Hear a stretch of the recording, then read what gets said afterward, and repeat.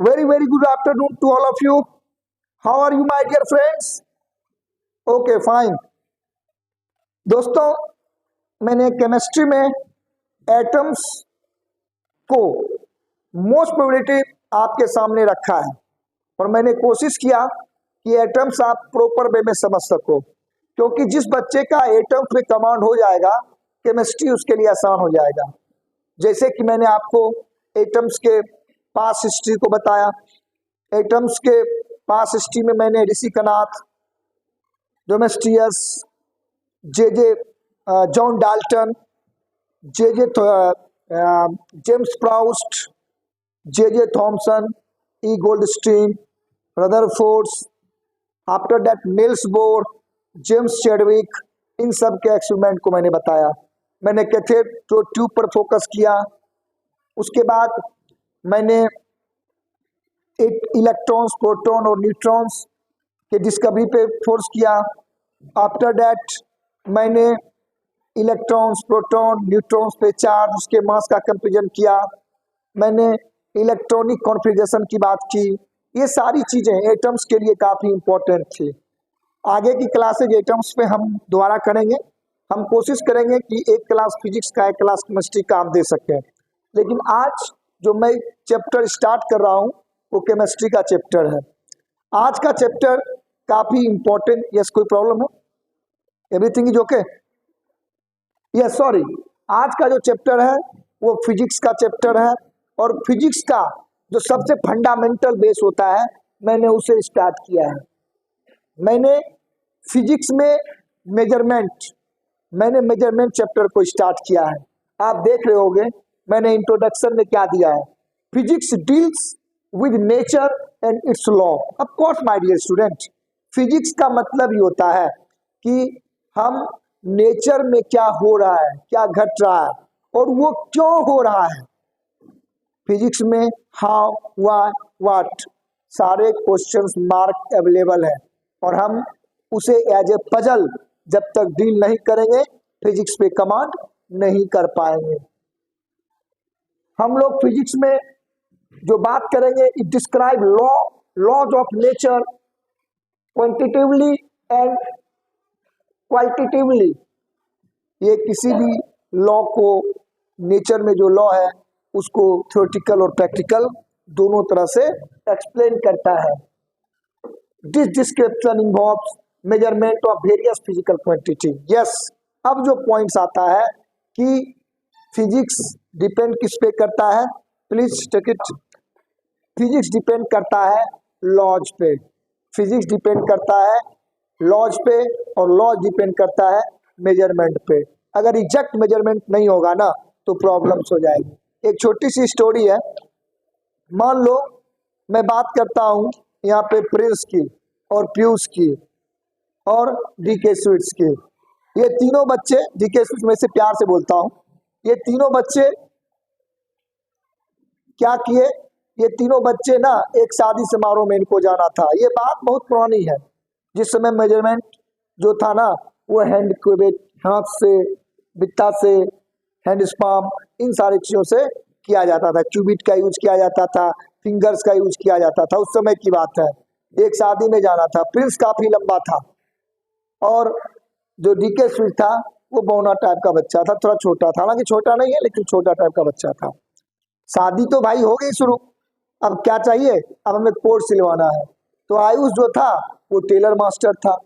Prince बोलता है, काम करते हैं भाई, हम जाते हैं और तुम्हारा भी सूट सिलवा लेते हैं, कुर्ता। उस समय कुर्ता चलता था, शायद चलता होगा। बोला चलो ठीक है, कुर्ता ही सिलवा देना। प्रिंस गया, बोला कितने हाथ का कुर्ता चाहिए तुमको? ये बोला हमको ना एक हाथ का, मेरा 2 हाथ का मेरा कुर्ता करवा देना। ये बेचारे तो अपने हाथ के नाप से बोला था। प्रिंस गया और अपने हाथ से बिल्कुल बड़ा बड़ा हाथ से नाप कुर्ता का दे दिया। शादी के दिन पूरा बाजा गाजा हो रहा है। अब डीके स्वीट्स बेचारा कुर्ता पहनने के लिए तैयार होता है। जैसे ही कुर्ता खोलता है उसको पता चलता है उसके मम्मी पापा, भाई बहन, बेटा बेटी सब उसमें आ जाएगा। ले, अब एक ही कुर्ता में पूरी की पूरी फैमिली तैयार। बेचारा माथा पे हाथ रख दिया और प्रिंस के कंधे पे चढ़ गया। अब तो तुम अभी के अभी इसको छोटा करो, अभी के अभी इसको मैनेज करो। बेचारा प्रिंस स्तब्ध, अब मैं क्या करूं, मैं तो फंस गया फेरा में। तो ये सारी प्रॉब्लम्स बिना मेजरमेंट के होती है, अभी भी होती है। अगर आप आइडिया लगा लोगे, कह दोगे अरे अंदाज में चलो 2 मीटर का ले लेना, तो एग्जैक्ट मेजरमेंट हमारे समय को, हमारे पैसे को और हमारे होने वाले नुकसान से हमारे को बचाता है। ये बहुत बेनिफिशियल होता है। अगर एग्जैक्ट मेजरमेंट नहीं होगा तो हमें प्रॉब्लम्स होगी, ठीक है। तो फिजिक्स बेस होता है मेजरमेंट पे, टोटली के टोटली मेजरमेंट पे बेस होता है। अब बात आती है कि भैया मेजरमेंट कैसे किया जाए, मेजरमेंट कैसे किया जाए। तो मेजरमेंट करने के लिए सीधी सी बात है, एक प्रॉपर फिजिकल क्वांटिटी होना चाहिए। किसी भी फिजिकल क्वांटिटी का मेजरमेंट हम लोग कर सकते हैं। अब फिजिकल क्वांटिटी क्या होता है, अब मान लो जैसे लेंथ है, जैसे मान लो इस हॉल का एरिया निकालना है, तो इसके लिए हमें क्या क्या चाहिए, अंदाजे तो नहीं बता सकते ना। इसके लिए हमें लेंथ चाहिए, इसका ब्रेथ चाहिए, लंबाई चौड़ाई चाहिए। अब लंबाई चौड़ाई क्या, लंबाई चौड़ाई ये कह देंगे ये 1 है, ये 2 है, ये 4 है, नहीं। इसके लिए प्रॉपर यूनिट होना चाहिए। इसके लिए क्या होना चाहिए, एक प्रॉपर यूनिट होना चाहिए, ठीक है। तब हम लोग एक एग्जैक्ट मेजरमेंट की तरफ जा सकते हैं। अब मेजरमेंट के लिए परफेक्ट डिवाइस होना चाहिए। किस चीज से आप मेजरमेंट कर रहे हो, मेजरिंग टेप, इंचेस, ठीक है। आजकल तो लेजर लाइट मेजरिंग इंस्ट्रूमेंट आ गया है, तो वो सारी चीजें चलो एग्जैक्ट वर्क हो रहा है, वो बातें हैं। तो मेजरमेंट करने के लिए हम लोगों को क्या चाहिए, physical quantity. The quantity that can be measured are called physical quantity. जिसको हम नाप सकते हैं हम लोग उसी को फिजिकल क्वांटिटी कहते हैं। जैसे एग्जांपल में mass, length, volume, area, power, temperature, pressure, क्या ये हमारा फिजिकल क्वांटिटी होता है। अब क्या फिजिकल क्वांटिटी को हम मेजर करेंगे तो क्या मेजर करने के लिए मैंने क्या कहा, एक न्यूमेरिकल वैल्यू होनी चाहिए और साथ ही साथ एक एग्जैक्ट नॉन यूनिट होना चाहिए जो लोग इजीली समझ सके। अब मैं बोल दूंगा लेंथ को नापने के लिए पिकोमीटर में, तो कितना बच्चा कंफ्यूज कर जाएगा, सर क्या मजाक है पिकोमीटर। अरे हाँ भाई, एक पिकोमीटर का बराबर होता है 10⁻12 मीटर। अब मैं बोल दूंगा अच्छा बता तो एटम का रेडियस कैसे मेजर करते हैं जी, मैं तो बताया था पिछली क्लास में, केमिस्ट्री की क्लास में मैंने बताया था। लीजिए डीके भैया बोल रहे हैं नैनोमीटर। ठीक है नैनोमीटर मेरे भाई बिल्कुल सही है, लेकिन क्या नैनोमीटर क्या होता है पता है, 1 मीटर इक्वल टू 10⁻⁻⁻ नैनोमीटर। जब इसको लिखोगे तो 1/1 पे 0.0000, पता चला कॉपी भर गया, इतने में तुम्हारा दिमाग पजल। तो मेजरमेंट के लिए प्रॉपर यूनिट का होना जरूरी है। और यूनिट की क्या क्वालिटी होनी चाहिए, it should be well defined, it should be reproducible, it should be unchangeable, it should be measurable size, ये सब होना चाहिए।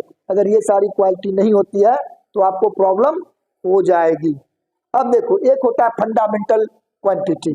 फंडामेंटल फिजिकल क्वांटिटी क्या होता है, the quantity which is independent of other quantity, जो किसी दूसरे क्वांटिटी से अलग होता है, सॉरी जो किसी दूसरे क्वांटिटी से इंडिपेंडेंट होता है। अब जैसे मान लो मैं कहूंगा पावर, पावर जब भी बनेगा दो क्वांटिटी के मिलने से बनेगा। पावर क्या होता है, वर्क बटे टाइम। क्या मैं कहूंगा लेंथ, लेंथ क्या, लेंथ को कोई और क्वांटिटी की जरूरत पड़ेगी नहीं भैया, लेंथ तो खुद एरिया बनाता है, लेंथ तो खुद वॉल्यूम बनाता है। तो लेंथ फंडामेंटल फिजिकल क्वांटिटी हो जाएगा, क्योंकि इसको बनने के लिए कोई दूसरा फिजिकल क्वांटिटी की जरूरत नहीं पड़ेगी। एक समय था कि तीन ही फंडामेंटल क्वांटिटी लोगों को पता था। एक समय था लोगों को 3 ही फंडामेंटल क्वांटिटी पता था, लेंथ, मास, टाइम, बस ये 3 था। लेकिन फिर धीरे धीरे साइंस आगे गया और अभी टोटल कितने फंडामेंटल क्वांटिटी है, 7। अभी कितने फंडामेंटल फिजिकल क्वांटिटी है, 7।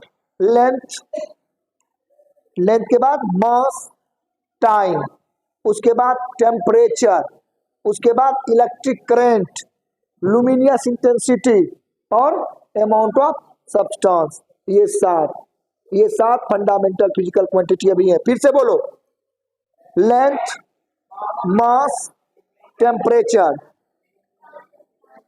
फिर से देखो मैंने क्या कहा, सीरीज में आओ, याद करना, रट लेना अलग बात है। पहले तीन जो नोन है, लेंथ, मास, टाइम, फिर आ जाओ टेम्परेचर पे, टेम्परेचर के बाद आ जाओ इलेक्ट्रिक करंट पे, और फिर आ जाओ लुमिनियस इंटेंसिटी पे, और फिर आ जाओ अमाउंट ऑफ सब्सटेंस पे। यानी 7 फंडामेंटल फिजिकल क्वांटिटी आज के डेट में है। फंडामेंटल यूनिट क्या होता है? The unit of fundamental quantity like mass और length is called fundamental unit. जैसे kilogram, metre, second, kelvin, ampere, candela and mole. मैंने सातों के बोल दिए। लेंथ का क्या होता है? मीटर, मास का किलोग्राम, टेम्परेचर टाइम का सेकेंड, टेम्परेचर का केल्विन। कुछ बच्चा डिग्री सेल्सियस बोलेगा, फ़ारेनहाइट बोलेगा, नहीं, एसआई यूनिट क्या होता है? केल्विन। फंडामेंटल यूनिट उसका केल्विन होता है। उसके बाद आपका आता है इलेक्ट्रिक करंट, इसका होता है एम्पियर। फिर ल्यूमिनियस इंटेंसिटी का होता है कैंडेला, और अमाउंट ऑफ सब्सटेंस का होता है मोल। ठीक है, मोल। तो ये 7 फंडामेंटल फिजिकल क्वांटिटीज और उसके यूनिट होते हैं। फिर आता है ड्राइव क्वांटिटी, जो फंडामेंटल क्वांटिटी पे डिपेंड करता है, उसको हम लोग ड्राइव फिजिकल क्वांटिटी कहते हैं। ड्राइव यूनिट क्या होता है? जो इसका यूनिट होता है। अब जैसे मान लो एरिया का फॉर्मूला क्या होता है? Length into breadth. तो लेंथ का यूनिट मीटर, और ब्रेथ का यूनिट भी मीटर, क्योंकि दोनों तो लेंथ ही है। तो क्या होगा? Metre into metre square. उसी तरह वॉल्यूम का क्या हो जाएगा? Metre cube. क्या समझे? तो एरिया का यूनिट हमेशा मीटर स्क्वायर होगा और वॉल्यूम का मीटर क्यूब होगा। तो ये सारी चीजें हो गई। ठीक है। अब जैसे डेंसिटी है, डेंसिटी क्या होता है? Mass by volume. Mass fundamental physical quantity है, लेकिन वॉल्यूम फंडामेंटल फिजिकल क्वांटिटी नहीं है। तो क्या हो जाएगा? मास का केजी और वॉल्यूम का मीटर क्यूब, यानी केजी पर मीटर क्यूब। तो ये होता है फंडामेंटल फिजिकल क्वांटिटी। अब देखो सिस्टम ऑफ यूनिट। देखो एक समय था 3 सिस्टम ऑफ यूनिट काम कर रहा था पूरी दुनिया में। ये डीके स्विच वाला प्रॉब्लम खत्म हो गया। वो कोर्ट वोट वाला भाई लड़ाई झगड़ा बंद कर लेना, ठीक है। अब आ जाओ, थोड़ा आगे बढ़ो, थोड़ा आ जाओ ना 18 सेंचुरी 19 सेंचुरी में आ जाओ। ठीक है।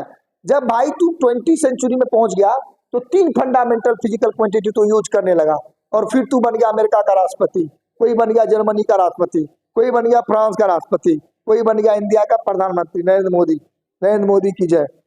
ये पॉलिटिकल पार्टी नहीं है, लेकिन मैं ऐसे ही बोल रहा हूँ, हमारे प्राइम मिनिस्टर हैं इसीलिए। अब देखो एफपीएस, तो उस समय 3 मेजरिंग सिस्टम हुआ करते थे। एफपीएस फुट पाउंड सेकेंड, इस यूनिट का नाम है फुट पाउंड सेकेंड। क्या नाम है? FPS system, foot pound. देखो फुट पाउंड और सेकेंड। एफ हो गया फुट यानी लेंथ के लिए, पाउंड हो गया मास के लिए, और सेकेंड हो गया टाइम के लिए। ये एक मेजरिंग सिस्टम हुआ करता था। सीजीएस सेंटीमीटर ग्राम सेकेंड, और एक होता था एमकेएस मीटर किलोग्राम सेकेंड। तो 3 फंडामेंटल था, लेकिन इससे भी प्रॉब्लम होता था। अभी भी केक हम लोग पाउंड में ही लेते हैं। कल मयंक का बर्थडे था, मयंक हमको फोन किया कि सर 10 पाउंड का केक ले रहे हैं।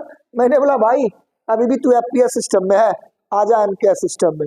मयंक को मैंने बोला था, क्या मयंक, मैंने बोला था, तो मयंक बोला ठीक है सर 5 केजी आपके पास। तब मैंने बोला चलो रहने दे, ठीक है।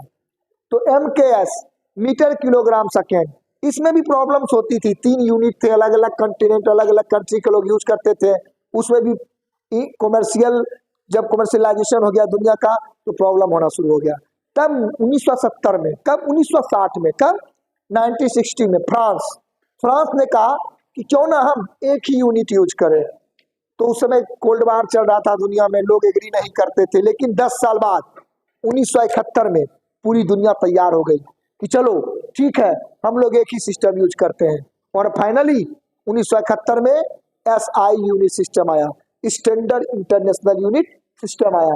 तुम देखते हो यहाँ पे लिखा भी है सिस्टम में इंटरनेशनल द यूनिट है, इसको द यूनिट कहते हैं। एक्चुअली जे कॉनेट ला फ्रोसे, my dear student, I know French, मैंने दिल्ली यूनिवर्सिटी से फ्रेंच की पढ़ाई की है। सो अब टीचिंग में आ गया, इस प्रोफेशन में आ गया। कभी मौका मिलेगा तो मैं 1-2 क्लासेस फ्रेंच लैंग्वेज पे भी आपको प्रॉमिस जरूर दूंगा। तो सिस्टम इंटरनेशनल है, सिस्टम है इंटरनेशनल द, इसको द बोलते हैं यूनिट है। देखो ये फ्रेंच भाषा में लिखा हुआ है, ठीक है। तो फ्रांस के एक्शन पे पूरी दुनिया आई और उन्होंने 1971 में 1971 में एक ही इंटरनेशनल यूनिट चूज किया जिसको एसआई इंटरनेशनल यूनिट कहा गया। और फिर यही सातों फंडामेंटल फिजिकल क्वांटिटी आता है। लेंथ सीजीएस में सेंटीमीटर, एफपीएस में फुट और एमकेएस में मीटर और एसआई में भी मीटर। देखो मैंने चारों का डाटा बनाया है। देखो mass gram, pound, kilogram, kilogram, time second, देखो सीजीएस, एफपीएस, एमकेएस, एसआई आपको दिखेगा, ध्यान से देखना। Time second, second, second, second, amount of substance ये सब तो था नहीं, उस समय 3 ही था, तो हम यहाँ पे आ जाते हैं। मोल, अमाउंट ऑफ सब्सटेंस का मोल, ल्यूमिनियस इंटेंसिटी का candela, strength of electric current ampere और केल्विन टेम्परेचर का। देखो सब नाम तो फेमस है, बस ये आप लोगों को प्रॉब्लम हो जाएगी इंटेंसिटी ऑफ लाइट में। इंटेंसिटी ऑफ लाइट का मतलब होता है ये देखो कितनी चमक है, आपको कितनी चमक हो रही है, कितने मीटर स्क्वायर एरिया से कितना वेव निकल रहा है, क्या एब्जॉर्बेंट कैपेसिटी है, इसी पे ल्यूमिनस इंटेंसिटी काम करता है। That's okay. अब हम लोग डिफिनेशन ऑफ यूनिट में आते हैं। देखो ये सारी चीजें इंपॉर्टेंट है। जैसे metre, initially metre was defined as 1/10 million part of the distance on earth from the pole of equator. 1 metre का मतलब क्या हो गया, 1/10 मिलियन, माने पोल से इक्वेटर के 1/10 मिलियन, 1/10 मिलियन की जो दूरी होती है वही कहलाता है मीटर, ठीक है। As per the modern definition 1 metre is the length of certain platinum iridium rod, platinum iridium rod जो कि फ्रांस में रखा हुआ है, rod maintained at 0 degree celsius and kept in the international bureau of weight and measurement at सब near Paris, है ना, Paris में रखा हुआ है ये, ठीक है। ये जो बना हुआ है प्लेटिनम इरेडियम रॉड वो एक लेंथ है, उसी से 1 मीटर को इंडिकेट किया जाता है। पूरी दुनिया उसी रॉड के डिस्टेंस को 1 मीटर मानती है और खुद भी उसको अपने यहाँ अप्लाई करती है, ठीक है। ऐसे उसका कंपेरिजन किससे किया गया है, पोल और इक्वेटर के बीच की जो दूरी है उसका 1/10 मिलियन, उसका 1/10 मिलियन। उसी तरह से 1 मीटर इज, देख लो लंबी सी डिजिट है, ये डिजिट इकाई, दाई, सैकड़ा, हजार, 10,000, lakh, 10 lakh, crore, 10 crore, oh my god मुश्किल है, ठीक है। इतनी times the wavelength of original light emitted by krypton atom at normal pressure. देखो अलग दिया है, 3 तरह से कंपेरिजन करने के लिए तुमको बोला है, ठीक है, 3 तरीके से बोला है। फिर किलोग्राम का भी है, 1 kilogram is the mass of certain lump made from N alloy. अब देखो एक एलॉय है प्लेटिनम इरेडियम, ठीक है, इसके मास को कंपेरिजन किया गया है किलोग्राम में। और second 1 second is defined as the 1/86,400 यानी 86,400 part of the mean solar day. As per the modern definition 1 second is time taken by caesium atom, ठीक है, टू कंप्लीट 9192631770 वाइब्रेशन। तो ये सारा आपको था, तो ये सारी चीजें याद रख लो, ये सब एग्जाम में कंपटीशन वगैरह में पूछा जाता है। इसी तरह से हमारा काम खत्म है, हम अपने क्लास को यहीं पे करेंगे। नेक्स्ट क्लासेस जो हमारी होगी वो इससे आगे हम लोग चलेंगे। माय डियर स्टूडेंट, इसको ध्यान से पढ़ना और एंजॉय करो, लाइक सब्सक्राइब व्यू करवाओ और करो भाई प्लीज, तब तो मजा आएगा। सर को थोड़ा बूस्टअप करो भाई। Thank you.